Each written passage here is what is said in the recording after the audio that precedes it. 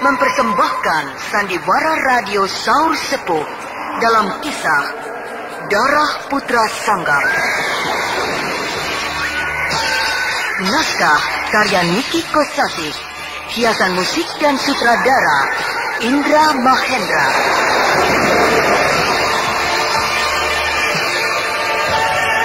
Darah Putra Sangam pada babak ke-6 ini menampilkan Ferry Fadli sebagai Brahma, Edi Dosa sebagai Samba, Petrus Urspon sebagai Gotawa, Elri Ermawati sebagai Mantili, Adek Yulia sebagai Harnum, Lili Nur Indasari sebagai Dewi Permoni Suci, Maulana Sakrin sebagai Raga Tantra, dan Yvonne Rose sebagai Widati.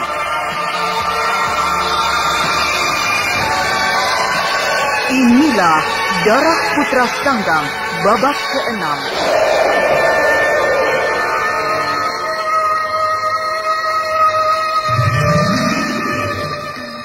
Pada kisah yang lalu dikisahkan, seorang misterius telah menarik hati Samba akan ilmu-ilmunya yang demikian tinggi.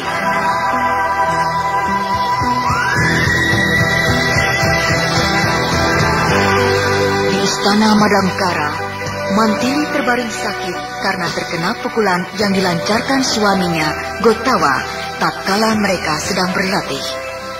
Brahma yang semula mencegah Mantili agar tidak memenuhi tantangan Wirya Kumandra telah pula merubah sikap agar Mantili memenuhi tantangan kakak kandung si pedang perak, Taji Barnas. Karena menurut Brahma, alasan penolakan itu tidak masuk akal, walaupun dia tahu bahwa Mantili keadaannya demikian lemah sehabis melahirkan anaknya. Waktu hanya 3 hari lagi, sedangkan Mantili terbaring sakit.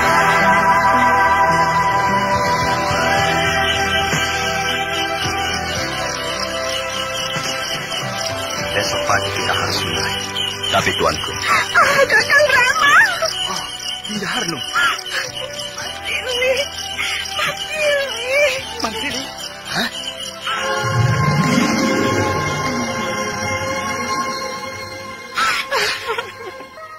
Lihat kakak, mukanya pucat. Dan semenjak aku tungguin tadi sore, dia tidak mau makan, hanya minum saja. Itu pun sedikit sekali. Aku takut, kakak. Sudahlah, sebaiknya Dinda beristirahat. Atau uruslah dulu si kecil, Paksi Jaladara bersama Bibi Emban. Baik, kakak. Dan ingat, jangan gelisah, agar semua yang ada di istana tidak turut gelisah. Di hadapan mereka bersikaplah wajar saja. Seperti biasa, beritahu juga Bibi Emban agar dia bersikap tenang. Baik, kakak. Sungguh, pukulan saya tidak akan sefatal ini. Saya hanya berpura-pura saja ketika itu. Ya, tapi kenapa bisa begini? Aku juga tahu. Sudahlah, tentunya penyakit yang dideritanya bukan karena pukulan, melainkan sebab lain yang kita belum tahu. Aku kira tadinya hanya sakit karena lelah atau sejenisnya. Itu sebabnya aku tidak begitu ambil peduli. Karena penyakit semacam meriang, demam, biasanya sembuh dalam 2 atau 3 hari. Kalau begitu, ada sebab lain? Ya, bisa jadi terkena pukulan tenaga dalam, dan bisa juga terkena racun yang lambat kerjanya. Kalau demikian, saya akan mencoba menyalurkan tenaga dalam. Lakukanlah, telungkupkan dia. Iya, saya akan mencoba.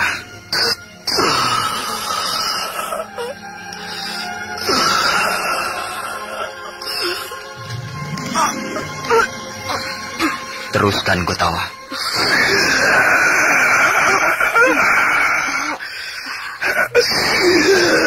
Kini kurangi tekananmu. Ya, sekarang alirkan tenaga inti bumi. Ya.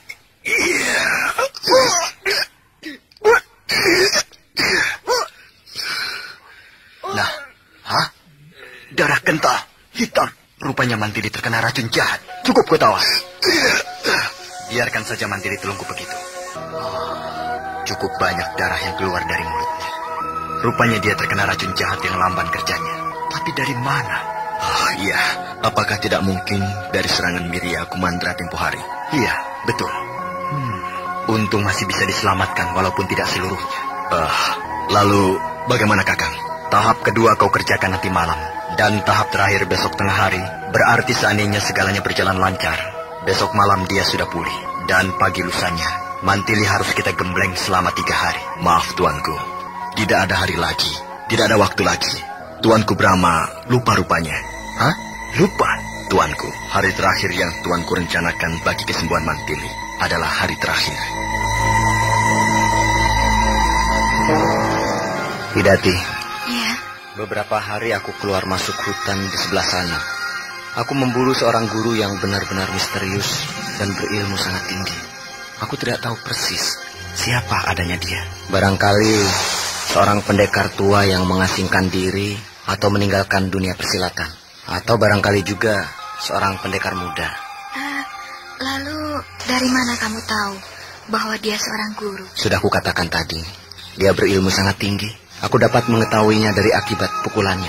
Akibat pukulannya atau kecantikannya? Oh, Widati, rupanya kau tengah bercuriga padaku. Sungguh, Widati, aku tidak bohong. Aku mengatakan yang sesungguhnya. Kalau kau tidak percaya, sebaiknya besok atau ya kapan waktunya, terserah kau, akan kutunjukkan padamu bekas-bekas pukulan dahsyatnya. Beberapa hari ini aku tidak bertemu dengan Suci dan bapaknya. Bagaimana mereka? Apa ada baik-baik saja? Baik-baik saja, dan mereka sudah bisa menyesuaikan diri dengan kita semua, apalagi terhadap Bongking dan Merit. Syukurlah. Mereka selalu menanyakan kamu, apalagi Suci. Dia ingin sekali jumpa Kakang Samba. Sebab semenjak di sini belum pernah bertemu Kakang, dan apalagi bercakap-cakap. Ya, mungkin mereka ingin mengucapkan terima kasih. Tidak perlu begitu. Dan lagi, di rumah ini kan ada kau. Justru aku yang akan mengucapkan terima kasihku kepadamu, mewakili mereka. Samba, kau ada-ada saja. Widati, aku sebenarnya ingin sekali bertemu dan ngobrol dengan mereka. Namun semenjak aku bertemu dengan si orang misterius itu, aku selalu ingin menyelidiki siapa dia. Kalau dapat aku melihat wajahnya saja, bagiku sudah cukup. Sudah mengurangi rasa kepenasaranku selama ini. Oh iya, besok aku harus pergi pagi-pagi sekali. Iya. Oh iya, boleh aku tidur bersamamu malam ini? Kakang Samba, Suci selalu tidur bersamaku. Dan sudah sejak tadi, dia pun tidur di kamar kita. Ya, tidak apalah. Biarlah dia pun merasakan nikmatnya tidur di dalam kamar seperti dulu lagi. Kasihan ya, gara-gara ayahnya kalah judi, anaknya harus menderita. Pak Kusut cerita pada kami, sampai tangisnya tersendat-sendat. Dia menyesal sekali. Suci juga ikut menangis. Ya, tentu saja. Tentunya Suci teringat masa lalunya yang penuh dengan kemewahan. Sedangkan sekarang, dia malah lebih menderita daripada orang-orang gembel yang hidupnya di kolong jembatan. Ya, itulah namanya dunia. Itulah hidup. Ya nggak sampai begitu. Mereka masih enak, dan tentunya lebih enak daripada orang-orang gembel yang kau sebut tadi. Loh, kok begitu? Kataku kan kalau mungkin, itu cuma mungkin. Oh ya, aku hampir lupa. Ada apa, Samba? Sepulang dari hutan, aku singgah di kedai makan Pak Kacung. Dan di situ sudah banyak orang yang sedang makan. Kudengar mereka bercakap, ramai sekali pembicaraan itu. Semua membicarakan... Membicarakan apa? Pedang setan, Mantili. Mantili? Ada apa dengan Mantili? Bulan purnama besok, lusa. Ya. Mantili si pedang setan akan mengadu jiwa dengan tokoh yang baru muncul. Dia adalah kakak kandung Tarjibanas, si pedang perak. Namanya Wiryakumandra. Pedang perak? Iya, yang dulu dikalahkan Mantili dan langsung mati. Rupanya Wiryakumandra ingin membalas dendam atas kematian adiknya. Iya, pasti dia mau balas dendam. Di mana dilaksanakannya? Di Gunung Wangsit. Selalu di Gunung Wangsit. Kalau demikian adanya, aku mengabdi pada seorang yang sangat kami hormati. Samba, Raden Samba. Nama itu adalah nama yang agung bagi bangsa rakyat Sanggam. Laki-laki perkasa yang selalu menjadi bahan pembicaraan rakyat Sanggam karena kebaikannya, kedikdayaannya, sifatnya yang suka menolong bagi si lemah, dan seorang putra pangeran. Samba, alangkah bahagianya aku dapat bertemu dengan beliau. Samba, ternyata seorang arif yang sederhana. Kapan aku dapat bertemu dengannya? Semenjak aku di sini dengan ayah, aku tidak pernah bertemu. Sampurasun. Rampes. Oh, adik, silakan. Iya, terima kasih. Sepi, kemana? Ada, hanya Suci dan ayahnya yang pergi. Pergi? Kemana nih? Oh, tenang, tidak kemana-mana. Tadi minta izin, katanya ingin melihat-lihat di sekitar sini. Kelihatannya ada perlu? Iya. Penting? Iya, penting sekali. Ada apa rupanya dengan... Dik Suci. Urusan pribadi. Ya, kalau begitu, tunggu saja. Sebentar juga kembali. Karena kebetulan Suci dan ayahnya pergi, dan saya sendiri juga masih ada perlu lainnya. Maka saya mau titip pesan saja. Katanya urusan pribadi. Kok pakai titip? Ya, tak apalah. Sama saja. Soalnya cepat atau lambat, akan tahu juga. Apa itu? Besok malam, saya akan kirim utusan kemari. Hah? Untuk apa? Saya pernah berjanji pada Suci bahwa saya akan melamar Suci. Melamar? Besok malam? Iya. Kenapa? Kok sepertinya terkejut? Tidak apa-apa. Tidak. Iya, baik. Nanti akan saya sampaikan ya. Kalau begitu, saya permisi. Iya. Ingat, saya tidak bisa menunda. Karena hari dan semuanya sudah kami persiapkan. Iya. Begitu, mengerti? Iya. Samba. Kenapa tidak kemarin malam selagi ada Samba? Mengapa justru setelah Samba pergi ke Gunung Wangsit? Tidak, ayah. Suci tidak mau dengan dia.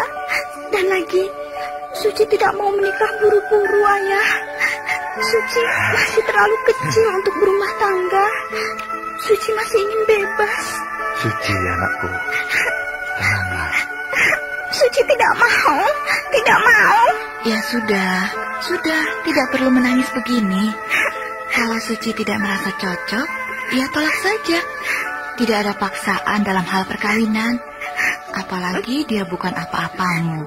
Saudara, kakak, ataupun famili juga bukan.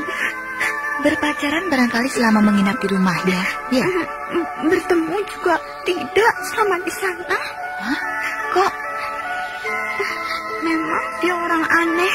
Saya tidak suka dengan pemuda seperti itu. Angkuh. Dan yang paling buruk, dia merasa orang yang paling berkuasa. Karena dia anak orang kaya. Jadi menurutnya, apapun juga bisa diperoleh dengan hartanya. Iya, memang ayah juga merasakannya. Kalau Raga Tantra menaruh hati pada Suci. Tapi ya, itu. Saya juga tidak suka dengan sifat dan kelakuan pemuda itu. Iya.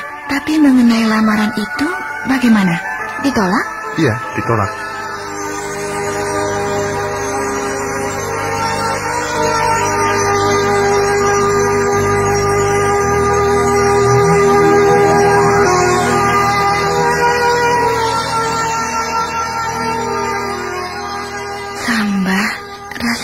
Terjadi sesuatu di antara kita.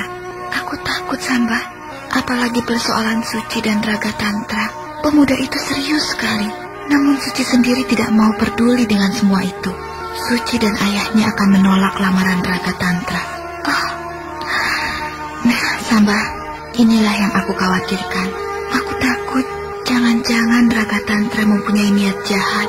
Setelah lamarannya ditolak, bisa jadi dia terhina.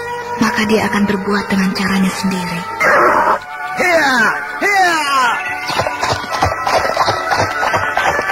Letih aku sudah mengupayakan Mantili agar sembuh. Namun tidak juga. Memang ada, bahkan banyak perubahan. Namun kesembuhan total tidak kita dapatkan. Dan kalau begini terus, mana mungkin akan melaksanakan perang tanding. Dan mana mungkin akan sampai di Gunung Wangsit kalau keadaan Mantili demikian. Saya pun tidak habis mengerti. Dan tidak bisa berpikir jernih lagi. Harus bagaimana kita? Apa yang harus bisa kita lakukan? Tidak ada. Tidak ada lagi yang bisa kita lakukan. Kecuali kemukjizatan. Ya, kecuali ada kemukjizatan. Mantili. Mengapa demikian buruknya nasibmu? Mengapa, Mantili? Sudahlah, Kotawa. Jangan malah disesali. Apa yang terjadi di dunia ini adalah kehendaknya semata.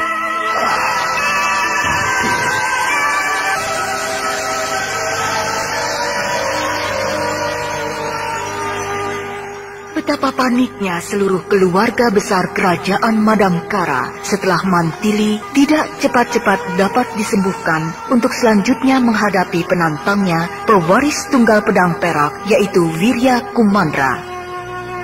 Di Kadipaten Gunalaga, Samba pun segera pergi ke Gunung Wangsit untuk menyaksikan pertarungan antara pedang setan melawan pewaris tunggal pedang perak. Betapa kalutnya Brahma, Gotawa, Harnum, dan seluruh penghuni istana Madangkara karena sakitnya Dewi Mantili. Itu berarti diragukan kemenangannya, bahkan bisa gagal pertempuran antara Mantili si pedang setan melawan Wirya Kumandra, pewaris tunggal pedang perak. Di Kadipaten Gunalaga, Samba telah pula berangkat menuju Gunung Wangsit untuk menyaksikan pertempuran itu. Namun di kediamannya, Raga Tantra datang mengutarakan maksudnya akan melamar Dewi Permoni Suci. Widati takut jangan sampai terjadi hal-hal yang tak diinginkan selama Samba pergi meninggalkan rumah.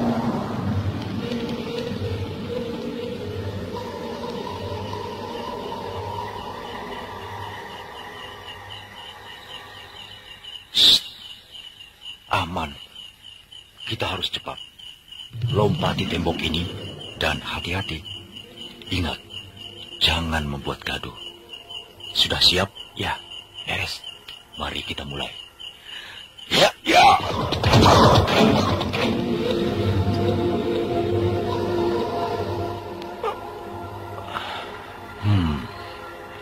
Benar-benar sunyi.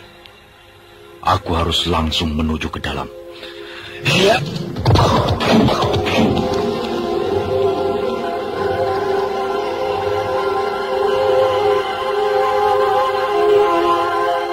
Oh, rupanya sudah ada maling yang mendahului aku. Baik, lakukan saja malingmu dengan sempurna, kawan. Dan kau akan kehilangan hasil curianmu setibanya kau di luar istana ini. Aku, Kinaga, akan membuatmu kehilangan hasil curianmu. Iya.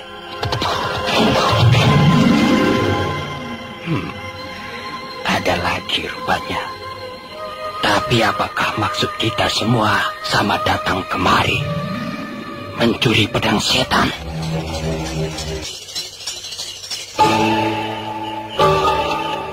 Hei, siapa di situ? Persetan si Sumbing. Tindakannya ceroboh.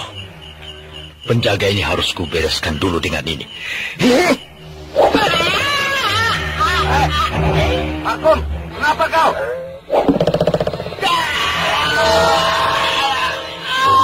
Untung Dewa Maut cepat bertindak.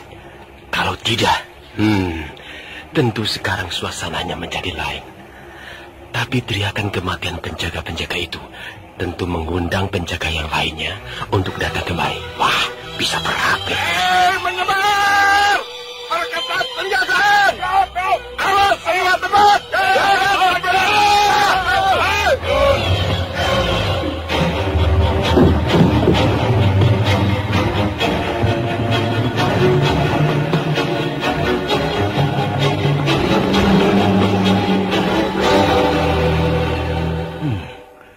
Dua orang penjaga istana mati terkena racun senjata rahasia. Ada apa pula ini? Pekerjaan siapa?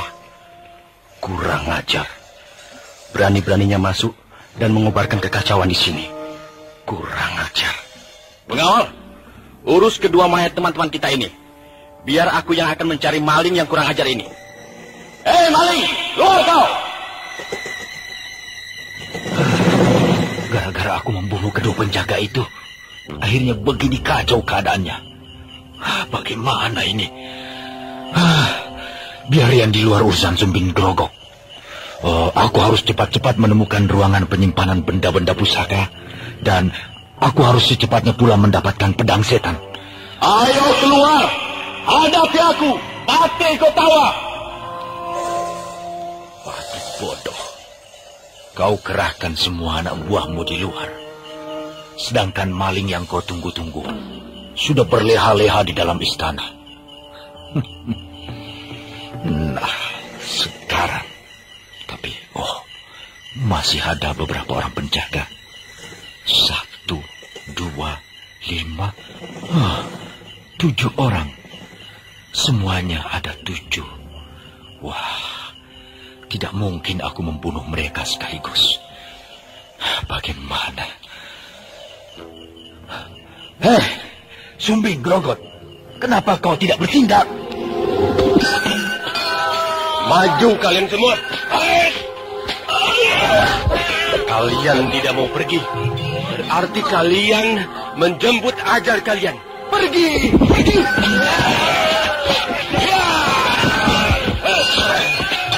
Teruskan Sumbing, sahabat.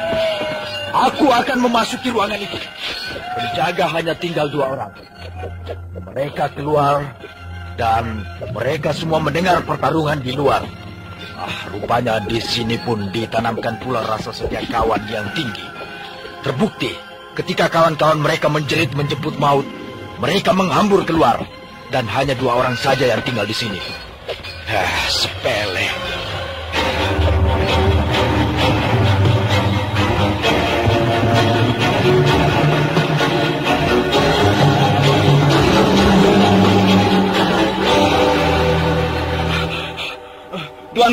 Tuanku, ada apa?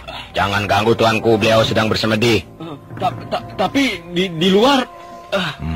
Bagus. Rupanya Gotawa dan anak buahnya tak dapat membendung serangan Sumbing Grogot. Aku tak guna berlama-lama. Ketiga orang ini harus cepat kubereskan. Iya! Beres. Kebetulan Brahma sedang semedi. Berarti dia tidak bisa bergerak bebas sebelum semedinya selesai. Iya!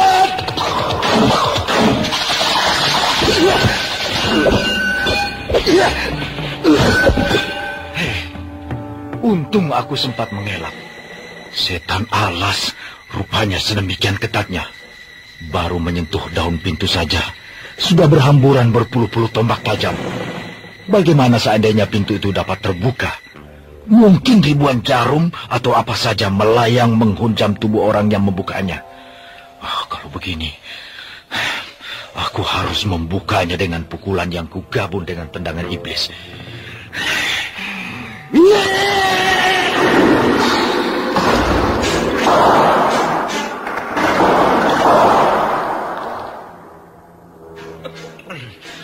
Berhasil.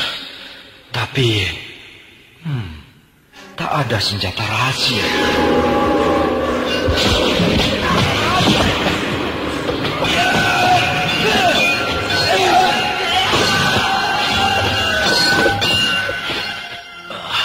Kau habiskan orang-orang istana Madangkara. Kau harus bertanggung jawab semuanya. Sudah kukatakan sejak tadi, agar mereka tidak turut campur. Tapi mereka bahkan lebih ganas berusaha meringkusku. Ya, siapa orangnya? Apalagi maling seperti aku yang mau menyerah begitu saja. Buka topengmu. Buka saja sendiri. Kurang ajar kau.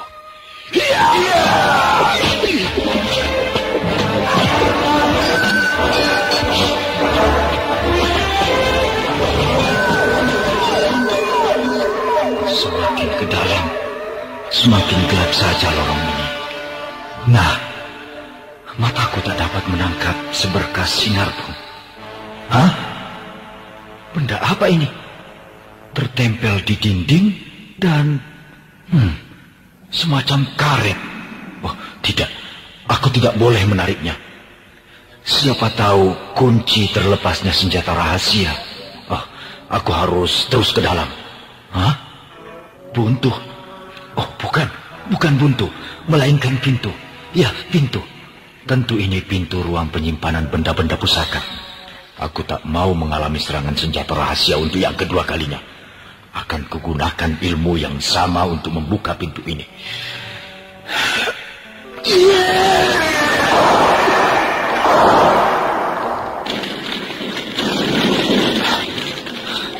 Anjing bodok orang-orang Madangkara. Hampir saja aku mati terpanggang tajamnya panah-panah beracun. Semua beres. Aku harus cepat-cepat mencari pedang itu.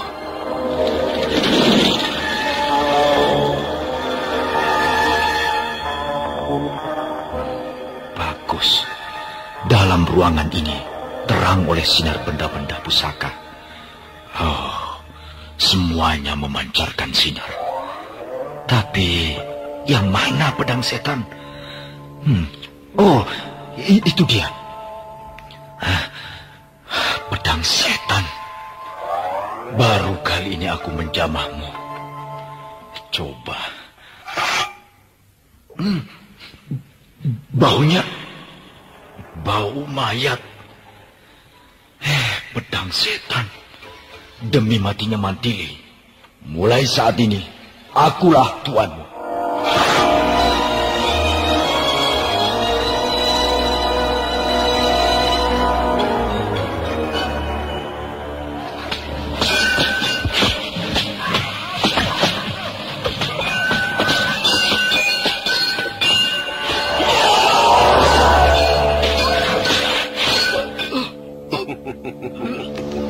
Kenapa kau tawa?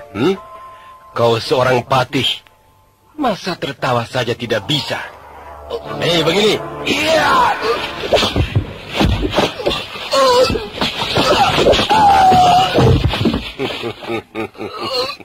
Ayo patih, bangkitlah.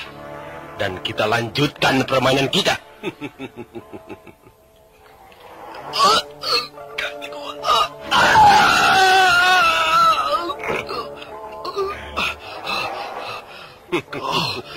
Kau pukul aku yang sudah tak berdaya.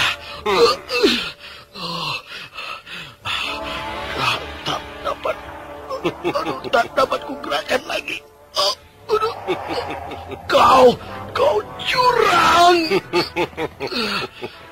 Gotawa, lebih baik kau buntungi saja sekalian kakimu, agar kau tidak tersiksa dengan kedua kakimu yang kini sudah tak berfungsi lagi. Agar kau tampak lebih jelek.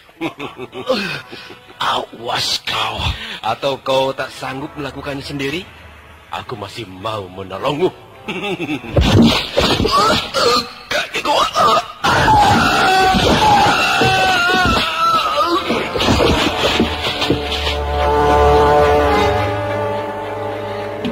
Sungguh keji mereka.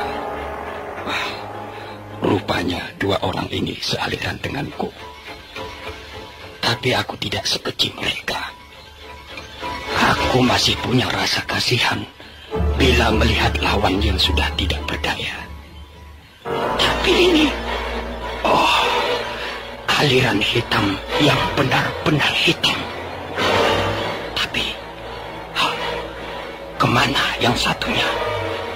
Sejak dia masuk ke dalam istana, sampai sekarang belum juga muncul.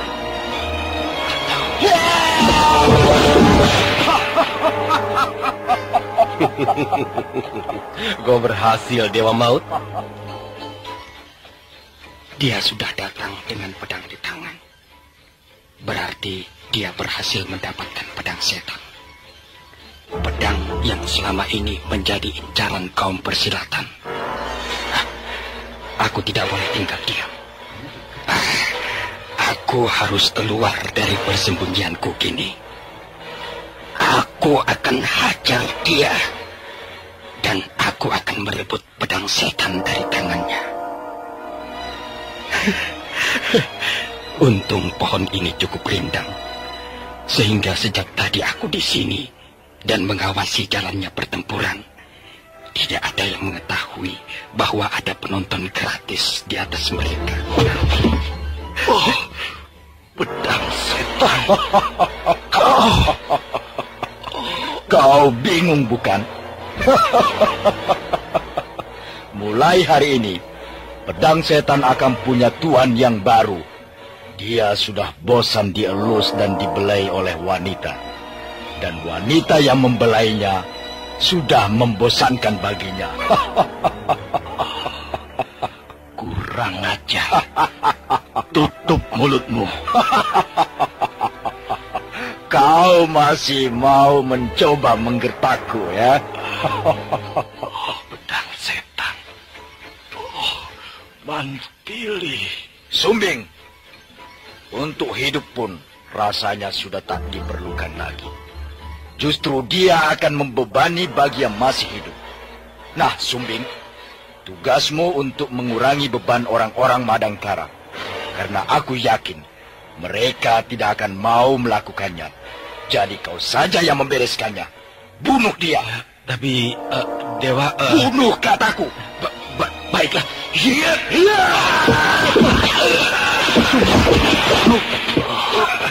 Kau Rama juga akan mati seperti dia.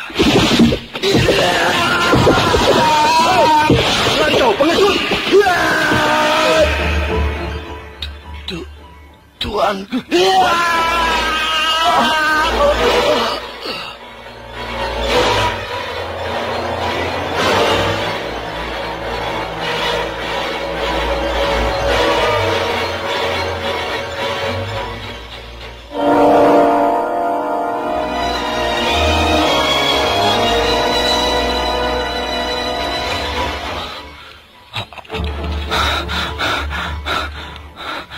Sudah cukup jauh dari istana Madangkara. Tidak mungkin Brahma Kumbara mengejarku hingga di sini. Begitu kakinya ingin adu cepat denganku, tapi bila matanya melihat patihnya tergeletak tak berdaya, tentu Brahma lebih mementingkan patihnya. Dan tentunya sekarang Gotawa tengah mengerang menahan sakit. Karena diobati, atau mungkin kakinya dipotong oleh Brahma. Tapi alangkah kasihannya sahabatku si Sumbing Grogot. Tubuhnya membiru terkena pukulan yang dilancarkan Brahma. Manusia satu itu memang sangat hebat. Entah keturunan apa dia. Semua orang persilatan juga mengakui bahwa kehebatannya tiada tanding. Ilmu yang dimilikinya jarang sekali dimiliki oleh pendekar lainnya. Di bawah pohon beringin ini, aku akan melepaskan lelah sejenak. Di atas bintang dan bulan saling berlomba memamerkan keindahannya. Bulan purnama. Lusa bulan itu sudah penuh. Berarti di sana, di Gunung Wangsit, malam itu pun akan dipenuhi dengan orang-orang persilatan. Dan tentunya penuh duka bagi orang-orang Madangkara, terutama Mantili, karena pedang setannya ada di tanganku.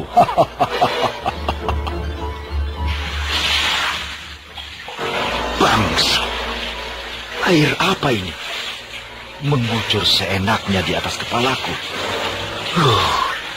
Basah semua. Asin. Air kencing. Kurang ajar.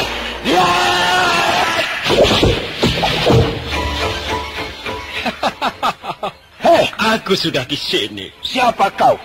Apa urusanmu denganku? Tidak ada. Hanya ingin memandikanmu dengan air kencingku. Bangsat kudisan. Cari penyakit denganku, ya?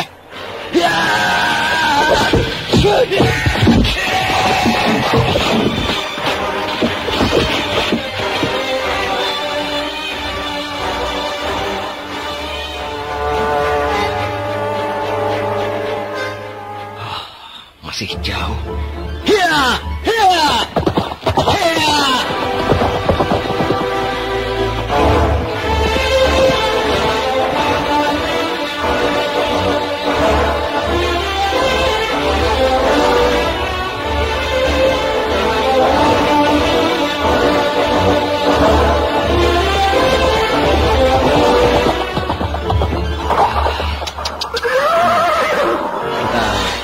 singgah dulu di sini.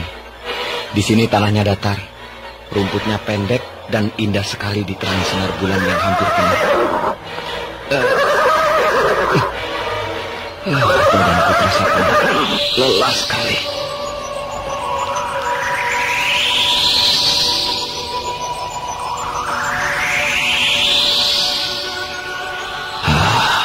Sayang sekali, keindahan alam di sini tidak dapat kunikmati lama-lama.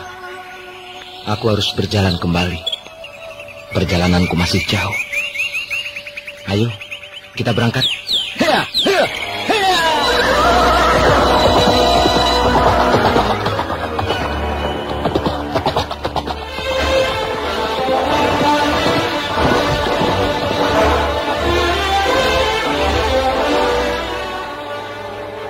Di Madangkara, Gotawa dibuat tak berdaya oleh dua pendekar ganas yang menyusup masuk ke dalam istana. Gotawa dibuat lumpuh kedua kakinya. Namun tidak sampai di situ saja. Gotawa yang sudah tak berdaya mau dibunuh oleh Sumbing Grogot atas perintah Dewa Maut. Namun ketika tangan yang menghunus pedang terayun, mendadak Sumbing Grogot berteriak kesakitan dan tubuhnya mengejang. Dia mati. Dewa Maut yang tahu siapa yang melakukan itu semua mendadak melesat pergi. Dewa Maut tak mengetahui bahwa larinya telah diikuti oleh Ki Naga yang bermaksud pula ingin memiliki pedang setan.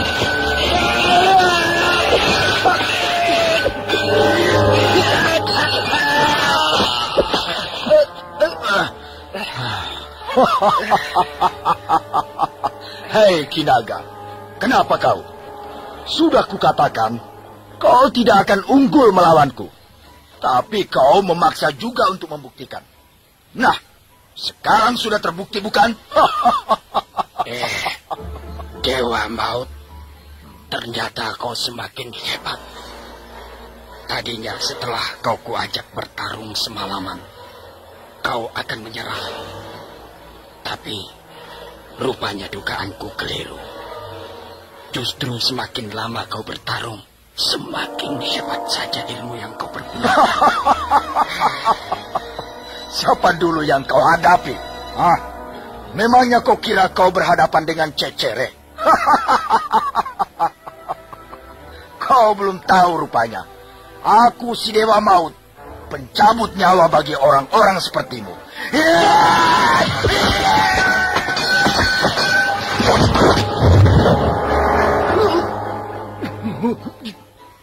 Kurang ngajar kau. Rupanya kau masih punya simpanan. Bangsat! Bagaimana Dewa Maut yang tidak lagi maut? Apakah kau masih akan tetap bermulut besar di hadapan Ki Naga? Kedua kakiku.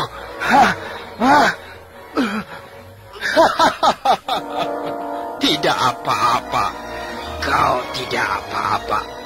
Aku hanya dititipi pesan oleh seorang patih yang mau kau bunuh ketika dia sudah tidak berdaya. Biasa, patih Gotawa. Setan, siapa kau sebenarnya? Itu perkara kecil. Kemarikan pedang itu. Enak saja. Kau kira semudah itu aku mendapatkannya? Muak aku mendengar tawamu. Bagus. Dengan begitu, kau akan memberikannya padaku, supaya aku cepat pergi, dan kau tidak mendengar tawaku lagi. Ayo. Bagaimana? Kurang ngajar kau. Ya! Kakiku. Sudahlah. Kau tidak dapat lagi melawanku seperti tadi adu tenaga. Paling-paling kau hanya akan menang melawanku saat ini bila kau mengajakku adu mulut. Sedangkan aku sama sekali tidak tertarik dengan ilmu itu.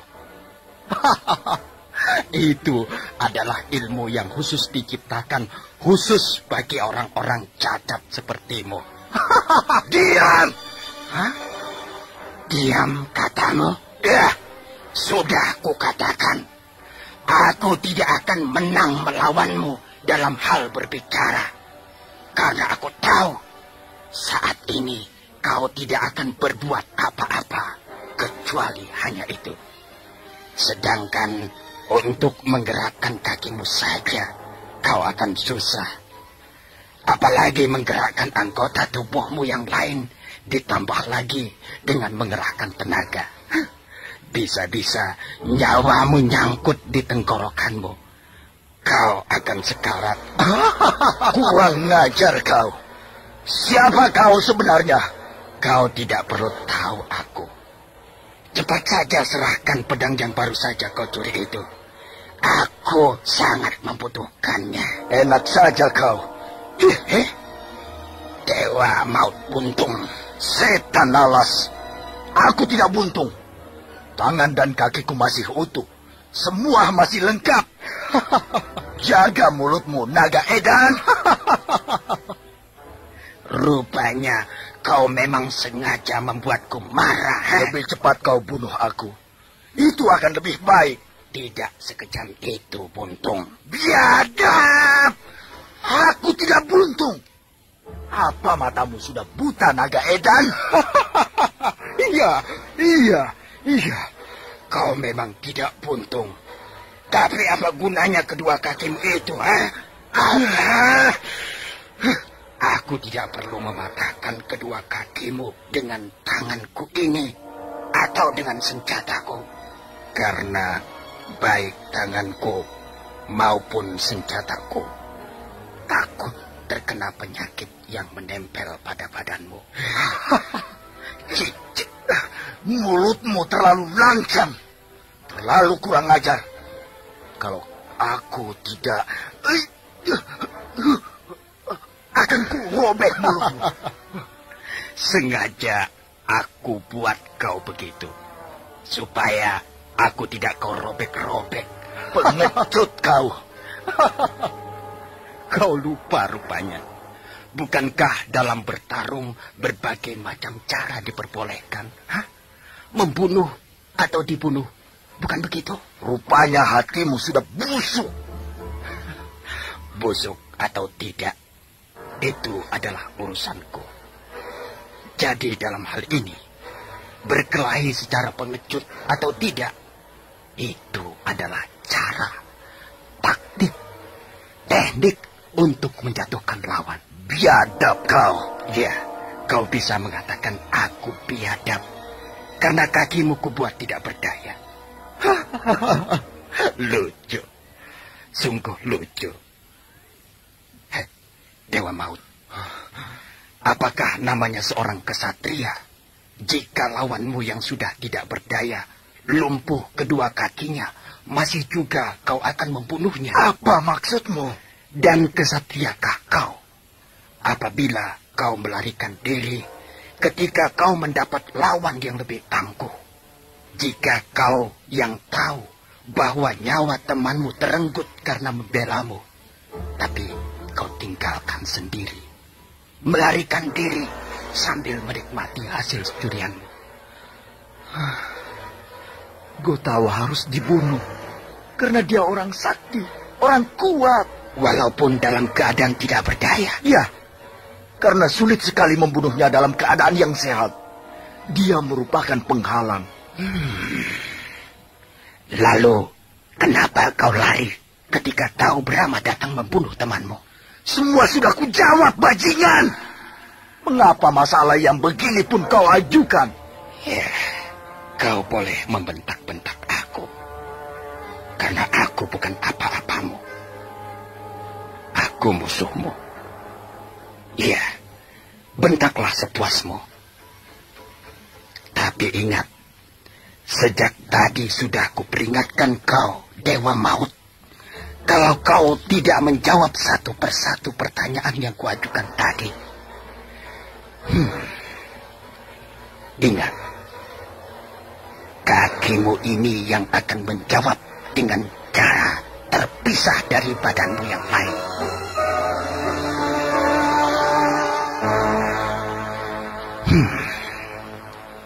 Ingat, kakimu ini yang akan menjawab dengan cara terpisah dari badanmu yang lain. Kau apakan saja aku. Aku tetap tidak akan menjawab pertanyaanmu lagi. Kau sungguh-sungguh. Hah? Sinar matanya redup. Aku yakin dia tidak akan melakukan ancamannya padaku. Seandainya aku menolak menjawab pertanyaannya. Kenapa diam? Kau takut? Jawablah. Ya, dia tidak akan berani. Kau mau menjawab pertanyaanku atau tidak? Tidak.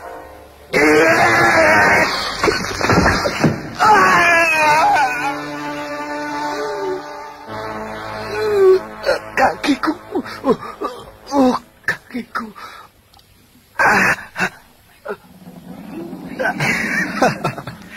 Jangan kau kira aku tidak sanggup melakukannya. Lihat, kalau kau tidak segera menjawab pertanyaanku, kakimu yang satu lagi akan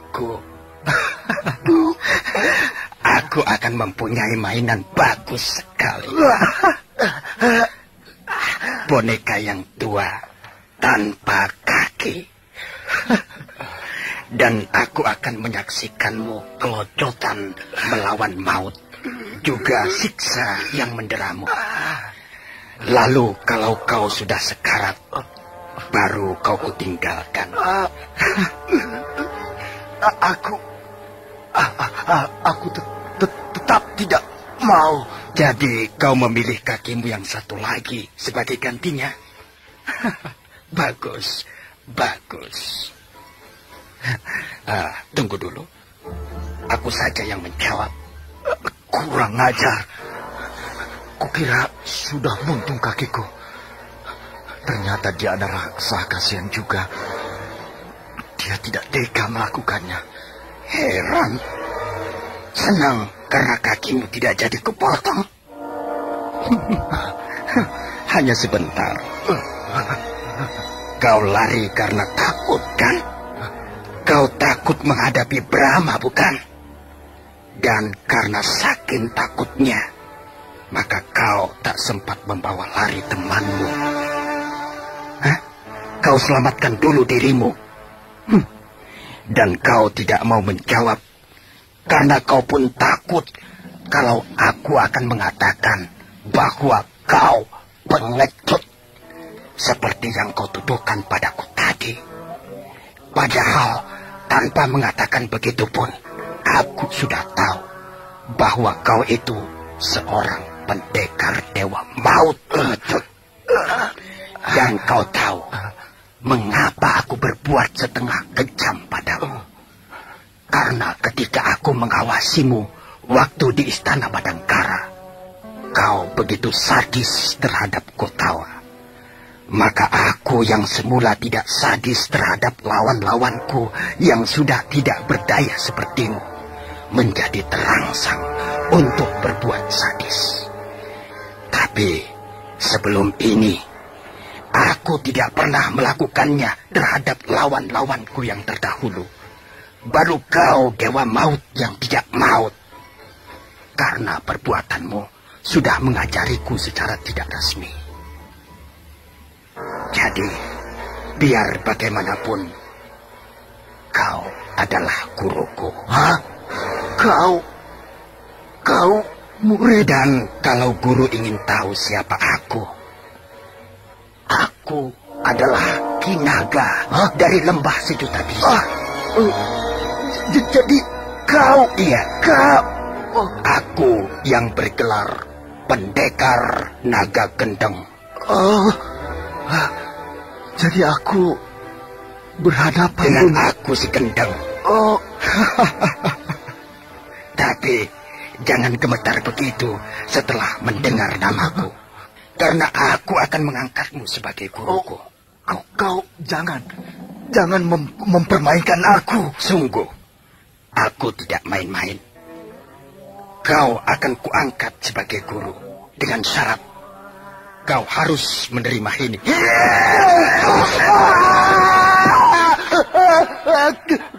Kakiku.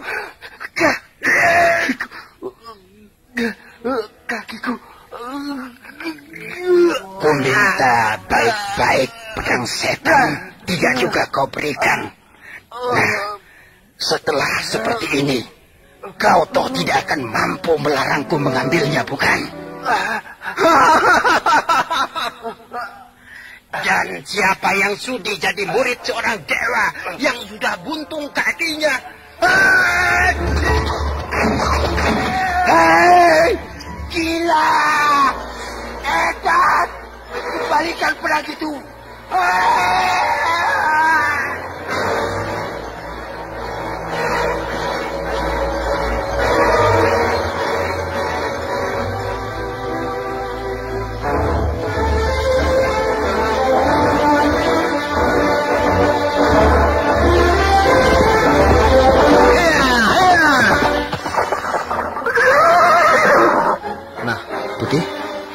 Kalau kau letih, kau tidak perlu lari.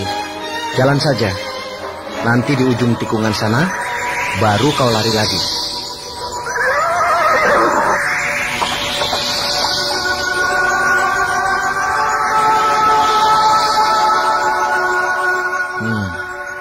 Mantili. Tentunya kau semakin cantik dan semakin garang. Ganas dan menggemaskan. Kalau ku ingat masa-masa itu, aku terasa dibuai mimpi indah yang tidak mau kulepaskan begitu saja lari dari ingatanku. Mantili, Mantili.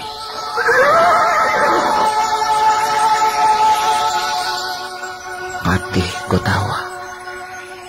Tentunya kau dan istrimu baik-baik saja. Sekian lama kita tidak saling berkirim kabar. Ya, semoga kalian dalam lindunganmu.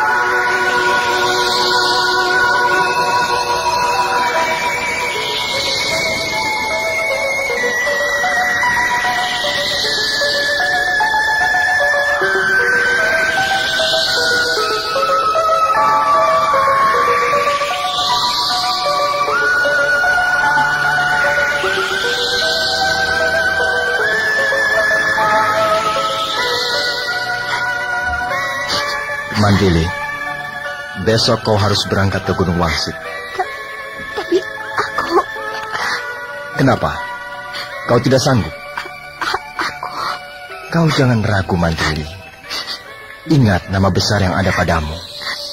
Itulah yang harus kau jaga. Ingat juga nama baik suamimu Patih Gotawa. Jangan sampai tercemar hanya karena kau tidak memenuhi tantangan Wirya Kumandra.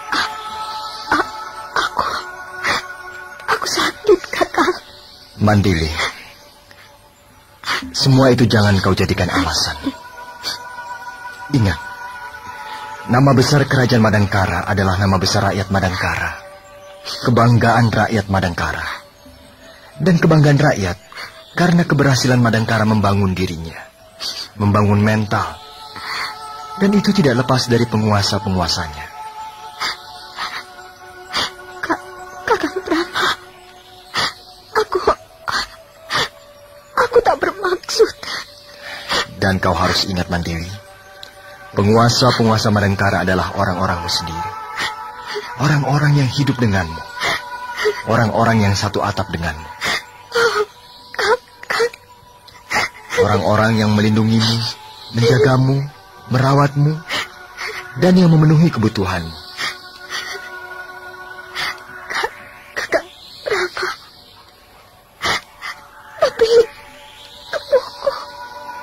Mandili, kau tidak ada pilihan lain. Kau harus berangkat ke Gunung Wangsit. Sudahlah. Tidak usah kau menangis terus. Hatiku sudah mantap. Kau harus pergi. Temui dia. Baiklah, Kakang. Kalau Kakang menghendaki aku mati demi nama baik Kakang dan seluruh isi kerajaan Madangkara, aku rela. Aku akan hadapi si Wirya Kumandra dan setan. Tapi Kakang, mana mungkin aku akan tiba besok kalau kakiku untuk berdiri saja susah. Kau tidak perlu khawatir tentang itu, Mandili. Rupanya kau sudah melupakan Raja Wali.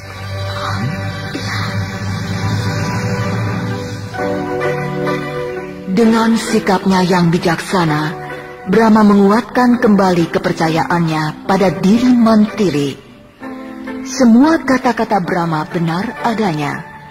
Gotawa yang kini sudah benar-benar menjadi lumpuh akibat dihajar oleh Sumbing Grogot, merasa terpukul sekali. Sedangkan si Dewa Maut yang melarikan pedang setan dihajar habis-habisan pula oleh Kin Naga, seorang tokoh ilmu hitam yang terkenal yang bergelar Pendekar Naga dari Lembah Sejuta Bisa.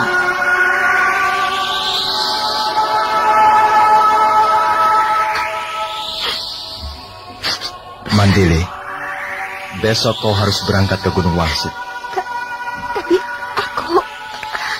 Kenapa? Kau tidak sanggup? Kau jangan ragu, Mandili. Ingat nama besar yang ada padamu. Itulah yang harus kau jaga. Ingat juga nama baik suamimu Patih Kotawa. Jangan sampai tercemar hanya karena kau tidak memenuhi tantangan Wirya Kumandra. Aku sakit, Kakang. Mandili, semua itu jangan kau jadikan alasan. Ingat, nama besar Kerajaan Madangkara adalah nama besar rakyat Madangkara. Kebanggaan rakyat Madangkara. Dan kebanggaan rakyat karena keberhasilan Madangkara membangun dirinya. Membangun mental. Dan itu tidak lepas dari penguasa-penguasanya. Kakang Brahma, aku tak bermaksud. Dan kau harus ingat, Mandili, penguasa-penguasa Madangkara adalah orang-orangmu sendiri. Orang-orang yang hidup denganmu. Orang-orang yang satu atap denganmu. Orang-orang yang melindungimu, menjagamu, merawatmu, dan yang memenuhi kebutuhanmu. Kakang Brahma, tapi tubuhku... Mandili, kau tidak ada pilihan lain. Kau harus berangkat ke Gunung Wangsit. Sudahlah, tidak usah kau menangis terus. Hatiku sudah mantap. Kau harus pergi. Temui dia. Baiklah, Kakang. Kalau Kakang menghendaki aku mati demi nama baik Kakang dan seluruh isi kerajaan Madangkara, aku rela. Aku akan hadapi si Wirya Kumandra tanpa pedang setan. Tapi Kakang, mana mungkin aku akan tiba besok kalau kakiku untuk berdiri saja susah. Kau tidak perlu khawatir tentang itu, Mandili. Rupanya kau sudah melupakan Raja Waliku. Iya.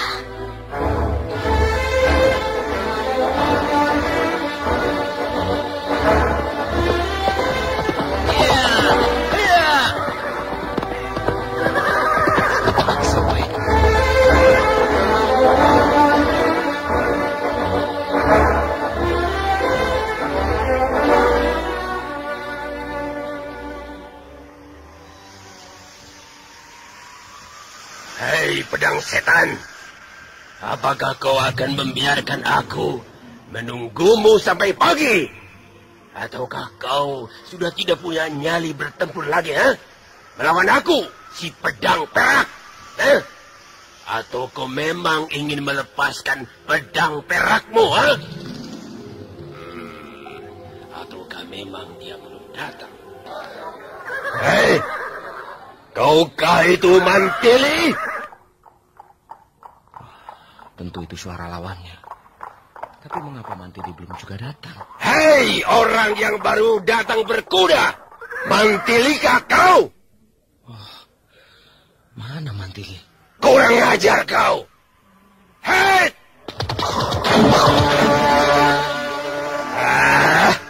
Kerak sambal. Kau mau coba-coba denganku rupanya? Ya! Bukan main dua orang itu. Wah, pedang perak tanya, enggak dijawab, marah. terus lompat keluar arena. Tuh lompatan bisa sampai begitu, persis terbang. Wah, terus yang satunya lagi, tahu siapa? Begitu kakinya hampir menendang, wah, dia langsung lompat juga, menghindari, terus masuk ke arena, di mana pedang perak tadi berdiri. Ilmu lompatannya, Nanti dulu, sabar. Mana mungkin bisa sabar? Kau sudah mempermainkan aku. Iya. Tunggu dulu.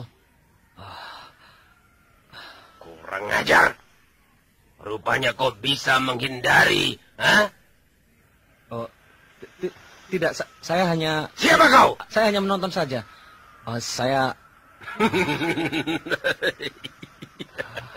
Kau mengapa gemetaran seperti itu? Saya takut. Kau jangan mengada-ada anak muda. Aku tahu. Walau sinar bulan yang hanya menerangi kita, namun sinar yang menerangi dirimu, aku bisa mengerti siapa kau. Sungguh, saya cuma nonton. Ampun, saya... Kau jangan dusta, anak muda. Kau tadi bisa melakukan lompatan seperti yang aku lakukan. Apakah itu bukan menunjukkan adanya kebiasaan padamu? Sungguh, saya lakukan itu karena saya terkejut. Hei, ngoceh apa anak muda? Kalau kau terkejut, lalu sampai lompat begitu jauh, kurasa hampir semua orang ingin mendapatkan keterkejutan. Itu apabila mau menyeberang sungai yang lebar. Karena dengan begitu, si orang yang terkejut tadi sudah melayang terbang melompati sungai. Tapi saya tidak boleh kulawan. Karena hari ini dia adalah lawan Mantili, bukan lawanku. Tapi suatu saat, aku tidak akan membiarkanmu seenak kerongkonganmu bicara. Aku juga akan menghajarmu. Kawan, lawanku hari ini tidak muncul. Jadi tolonglah aku untuk menghilangkan rasa gatal-gatal di tanganku ini. Dengan bermain-main sampai 2 atau jurus ketiga saja. Jangan saya tidak bisa. Persetan. Bocah ini berilmu tinggi. Namun dia tidak mau bermain-main denganku. Bangsat. Baiklah. Kalau kau tidak bisa ilmu bela diri, kembalilah ke tempatmu. Terima kasih. Iya. Kembalilah ke tempatmu. Iya.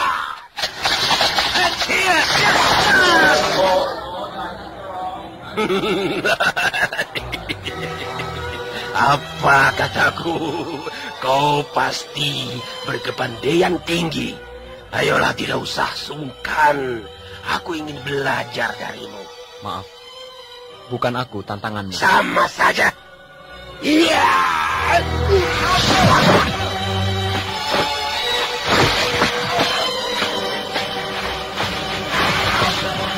Ayo, jangan menghindar saja. Ayo. Hanya menghindar begini terus, bisa mati aku. Iya, begitu.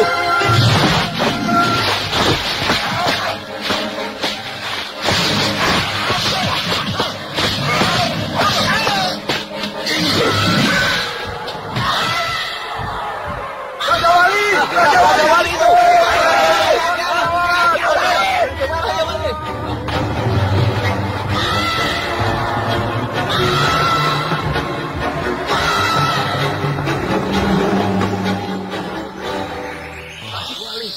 Tuanku Brahma.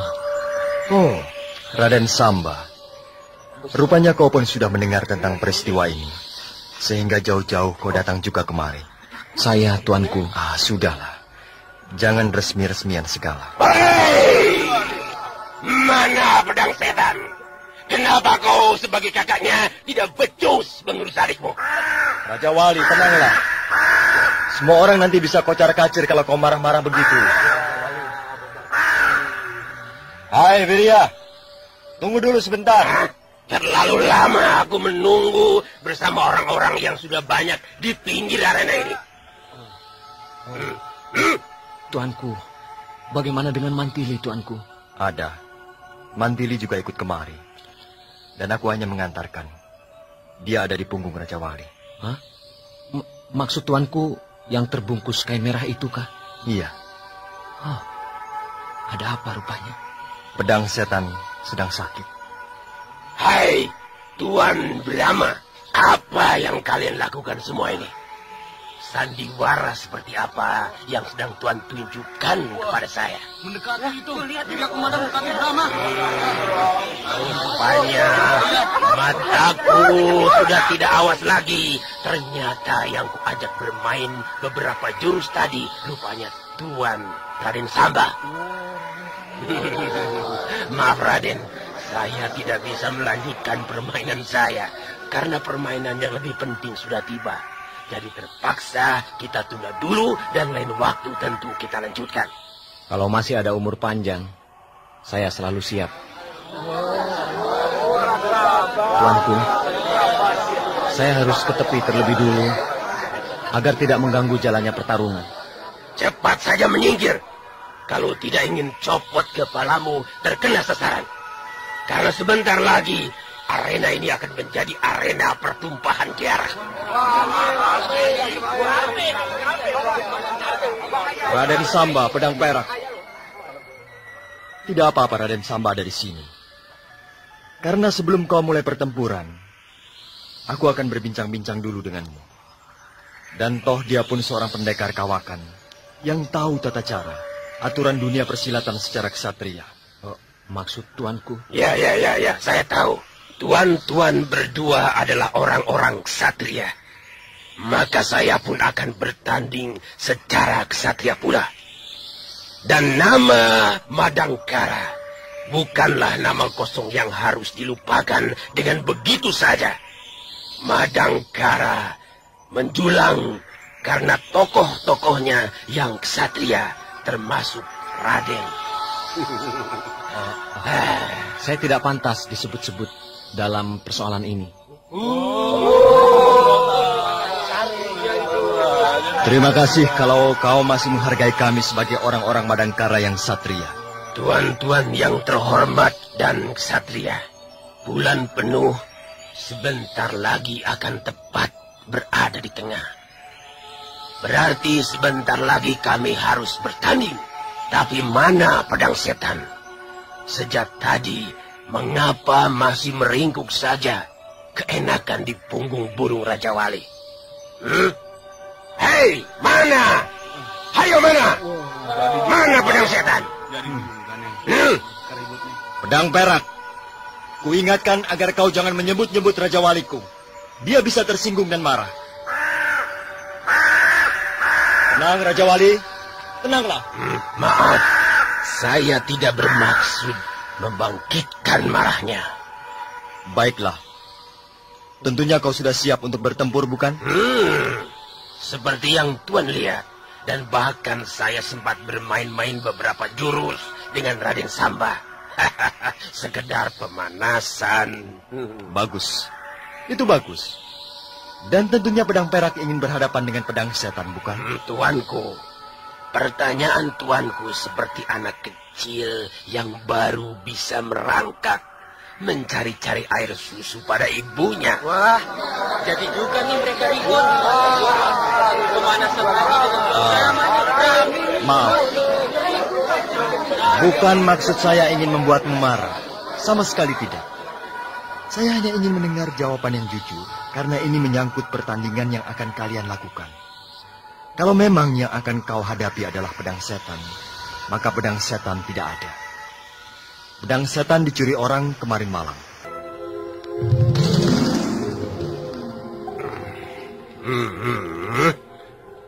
Lalu pemiliknya, Mantili, mengapa tidak datang sendiri sekarang dan mengatakannya kepadaku?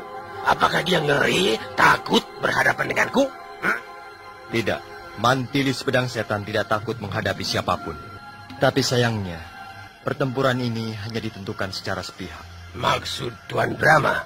Mantili sedang sakit karena baru melahirkan. Hah? Jadi? Iya, terserah. Seandainya kau seorang satria, tentunya kau tidak akan melakukannya untuk bertanding. Tapi jika kau menghendaki, kau bisa bertanding dengan lawan yang sudah tidak berdaya. Mantili datang juga kemari, walau keadaannya demikian. Karena semua itu dilakukannya untuk membuktikan kalau kami adalah orang-orang yang bertanggung jawab. Iya, dia datang walaupun terpaksa harus ditotok dulu jalan darahnya, agar dalam perjalanan yang jauh ini dia tidak banyak bergerak. Sebegitu parahkah? Iya, kita bisa membuktikannya. Dan Wirya, alasan lain-lain tidak perlu aku ajukan di depanmu. Karena 2 alasan tadi sudah cukup kuat. Ada apa dengan kau, Wirya? Saya kecewa. Kurang puas rupanya. Mari, kita bebaskan Mantili dari totokannya.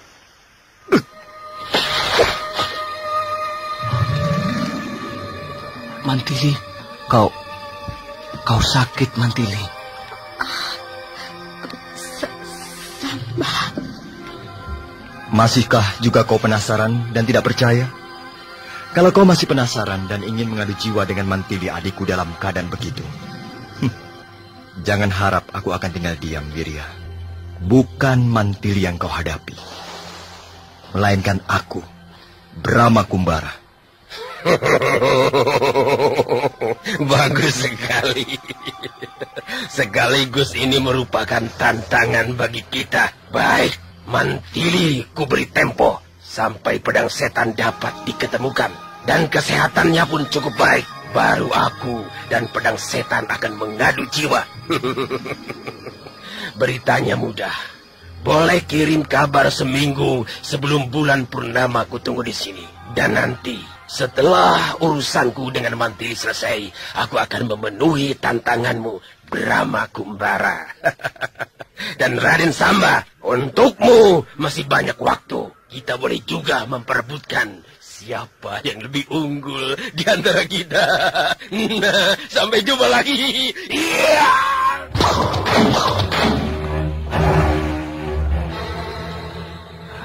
Bukan main manusia itu.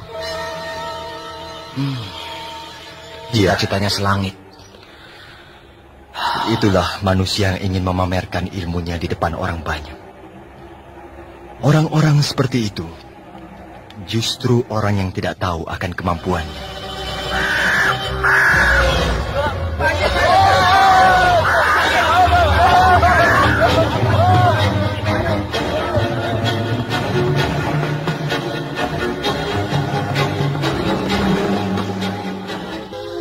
Brahma mendesak terus pada Mantili. Walau keadaan Mantili sakit dan tanpa pedang setan, Mantili harus pergi juga ke Gunung Wangsit untuk memenuhi tantangan Wirya Kumandra, pewaris tunggal pedang perak. Dan karena waktu yang amat mendesak, maka Brahma menggunakan temannya yang setia, yaitu si Raja Walai Sakti, agar cepat tiba di tujuannya. Di Gunung Wangsit, Samba sudah ada di sana, dan betapa terkejutnya ketika tahu Mantili sedang sakit dan pedang setan telah dicuri orang. Juga kepada Wirya Kumandra, Brahma mengancam akan menghadapi sendiri apabila Wirya Kumandra masih tetap pada pendiriannya, ingin bertarung melawan Mantili.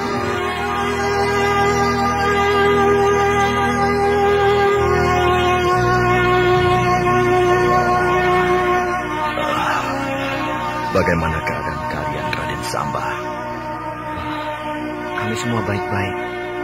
Tapi mengapa Patih jadi begini? Itulah. Sehingga saya tidak bisa menghantarkan Mantili ke sana. Ulah orang-orang pengecut. Orang yang takut mati, tapi berani coba-coba. Entahlah. Dunia persilatan saat ini benar-benar penuh dengan orang-orang pintar yang licik, pengecut dan curang. Iya. Tapi mesti ingat juga, kecurangan itu hanya ada pada tokoh-tokoh tertentu saja. Tidak semua.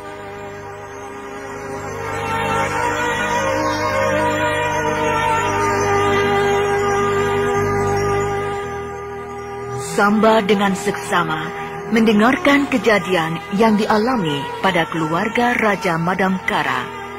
Dari mulai Wirya Kumandra datang ke istana Madangkara hingga penyebab Gotawa menjadi lumpuh.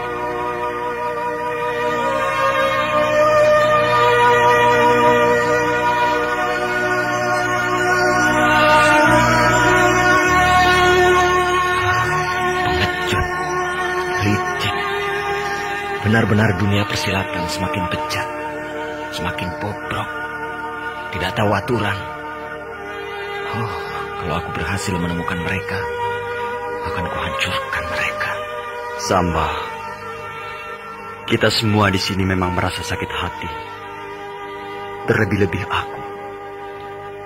Mereka begitu beraninya datang kemari dan membuat onar di sini. Hah, sayang. Saat itu aku sedang semedi. Kalau tidak...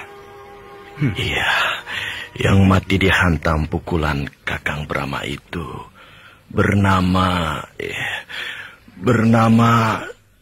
Sumbing. Sumbing? Iya. Oh, belum pernah saya berhadapan dan mendengar tokoh ini. Tentunya dia tokoh muda yang baru muncul. Sayang, tokoh yang berhasil membawa kabur pedang setan. Tak diketahui siapa namanya. Iya, karena dia cepat melesat bagai anak panah yang terlepas dari busurnya. Saat aku datang dan berhasil memukul roboh temannya, mungkin dia merasa takut ketika melihat aku memukul temannya sampai roboh dengan sekali pukulan. Iya, bisa jadi begitu. Karena sejak saat peristiwa itu, saya terus saja pingsan. Yang penting, untuk pembuka jalan pencariannya sudah ada. Sumbing. Kalau memang nama itu adalah nama tokoh yang termasyhur, mudah sekali untuk menemukannya. Namun apabila dia hanya tokoh persilatan kelas teri, ya, agak susah juga menemukannya. Karena di samping tidak terkenal, kita juga akan makan waktu banyak untuk mendapatkan tempatnya. Iya. Pokoknya dalam hal ini kita tidak bisa tergesa-gesa. Kita harus sabar. Pelan tapi pasti. Karena seperti yang Raden Samba sebutkan tadi, kita juga belum pernah mendengar, apalagi bentrok dengan tokoh yang bernama Sumbing. Inilah masalahnya. Dari mana dia? Kalau saja dia dari daerah sekitar sini, masih mudah untuk mendapatkannya. Tapi apabila dari daerah yang jauh, ya, itu akan perlu waktu. Iya, sayang, aku tak bisa ikut mencari. Iya, sayang, kami berdua sakit. Ya, tidak usah terlalu dipikirkan. Kami akan berusaha semampu kami untuk mendapatkan pedang setan. Sekaligus akan kami balaskan sakit hati Patih Gotawa kalau kami bisa. Tapi tidakkah tugas ini nanti akan mengganggu pekerjaanmu sehari-hari, Raden Samba? Oh, sama sekali tidak. Apalagi sekarang, Bongkeng dan Merit mendapat tenaga tambahan. 2 orang. Bongkeng, Merit, Widati. Kapan aku bisa bersama mereka kembali seperti dulu? Ya, nanti saja.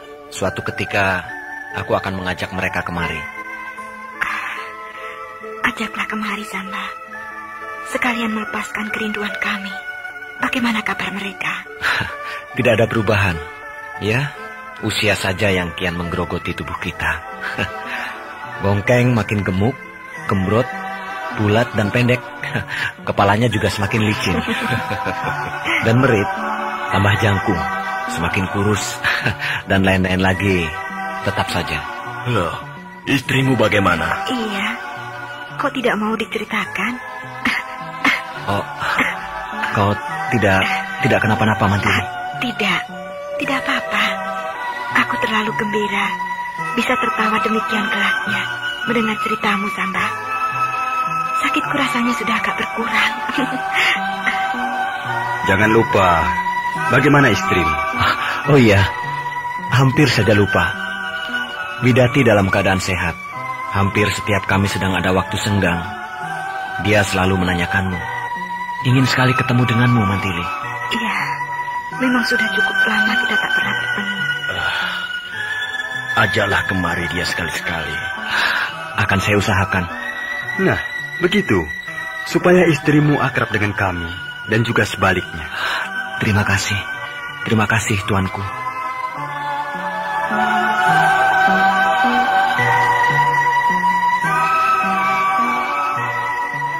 Supaya semua urusan cepat selesai, maka saya besok pagi harus segera pergi.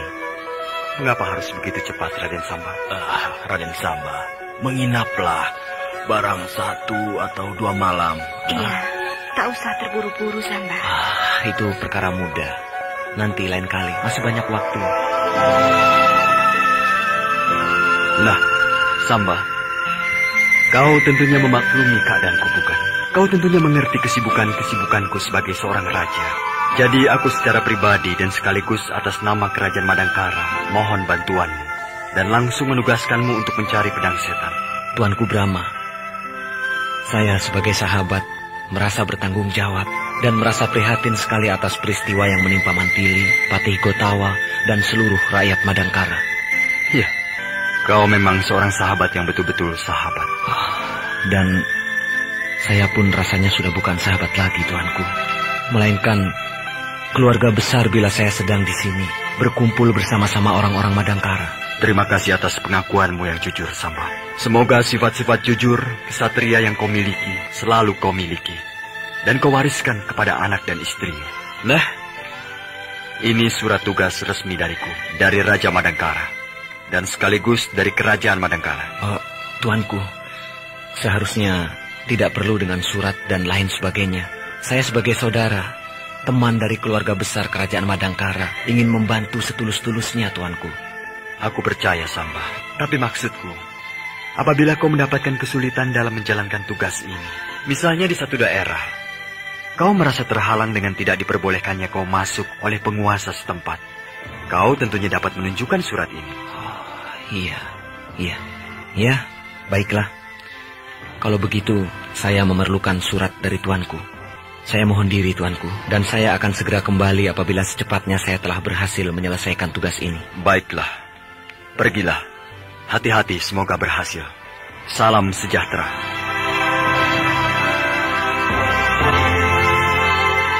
Kakang Gotawa, Iya. kita harus berterima kasih bagaimana terhadap Samba. Rasanya tidak cukup dengan sebuah kata dan ucapan belaka. Iya, dia betul-betul sahabat sejati. Sahabat luar dalam. Iya, air matanya. Iya, aku tahu itu. Air mata kesedihan. Seperti yang kita keluarkan ketika menghadapi kenyataan. Khususnya air mataku. Ketika aku tahu bahwa kakiku lumpuh tak berdaya. Iya, saat itu aku tak berdaya memenung jatuhnya air mataku. Air mata tak percaya. Air mata kesedihan yang sangat dalam. Samba, berhasil tidaknya kau membawa pedang setan, itu bukan masalah. Karena aku tahu kau tentunya telah berusaha keras untuk itu. Samba, kau baik dari dulu. Iya, dia laki-laki yang baik. Dia rela meninggalkan kewajibannya sebagai seorang suami hanya untuk menolong orang lain.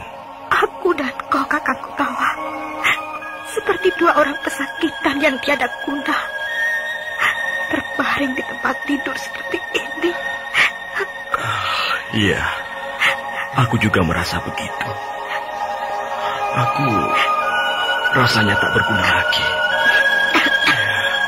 Aku rasanya ingin mati saja. Kakang Brahma. Maaf, aku mendengarkan pembicaraan kalian sejak tadi. Kenapa kalian berpikiran seperti itu? Ampun, tuanku, ampun.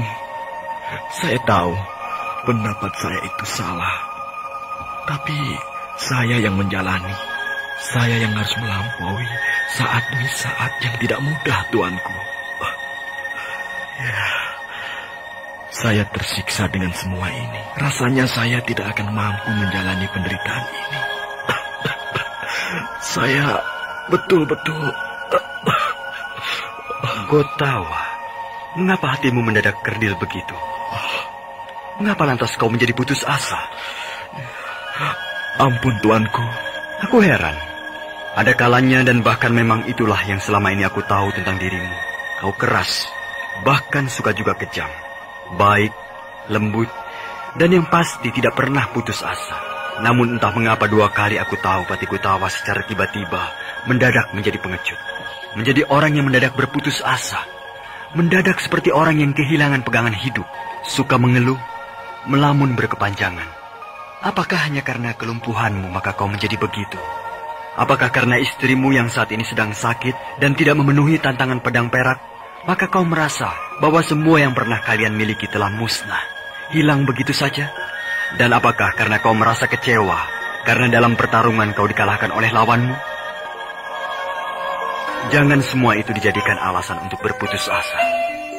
Jangan dijadikan sebagai alasan untuk bermenung, melamun berkepanjangan, dan seperti berputus harapan.